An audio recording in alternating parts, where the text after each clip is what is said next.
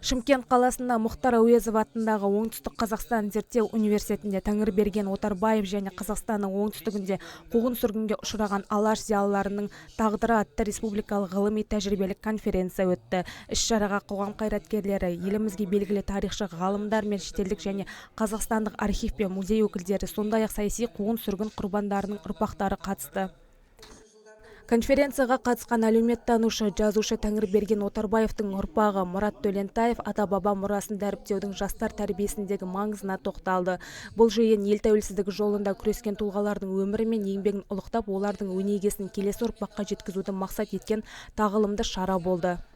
Жауыз тағдыр жаңылдырды жолынан деген, енді тағдырға өкпелемейді адам.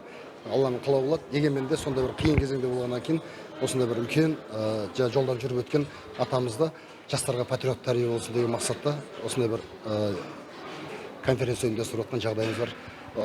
Технология университетіне рахмет, Сейдақан ағайымызға рахмет, барлық осы ұйымға, ректорына алғысымыз шексіз.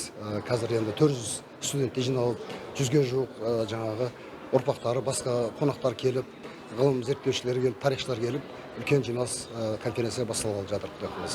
Мұхтар Әуезов атындағы Оңтүстік Қазақстан зерттеу университетінің профессоры, тарих ғылымдарының докторы Сейдехан Нұрмаханұлының айтуынша, мемлекет басшысының жарлығымен саяси қуғын-сүргін құрбандарын толық ақтау жөніндегі мемлекеттік комиссия құрылып, өңірлерде ауқымды зерттеу жұмыстары жүргізілуде.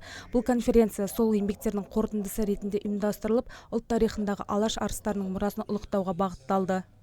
Мемлекет басшысының жарлығымен бізде мемлекеттік комиссия құрылып, саяси қуғын-сүргін құрбандарын толық ақтау жөнінде жұмыс жүргізді. Өңірлерде де жұмыс жүрді. Жұмысшы топтары архивтерде болып, тасада қалған, белгісіз күй кешіп жатқан өзіміздің осы оңтүстіктің ардақтыларын жарыққа шығарып, кейінгі ұрпаққа үлгі ету үшін сондай жұмыстар жүргізілген болатын. Міне бүгін енді соның бәрі қорытындысы ретінде біз енді мына ғылыми жобаның аясында осы Тәңірберген Отарбаев және де алаш қайраткерлерінің тағдырына байланысты конференция өткізіп отырмыз. Айта кетейік, мұндай ғылыми конференциялар жас ұрпаққа тарихи жадыны жаңғыртып, ел тарихына құрметпен қарауға үндеу болып табылады.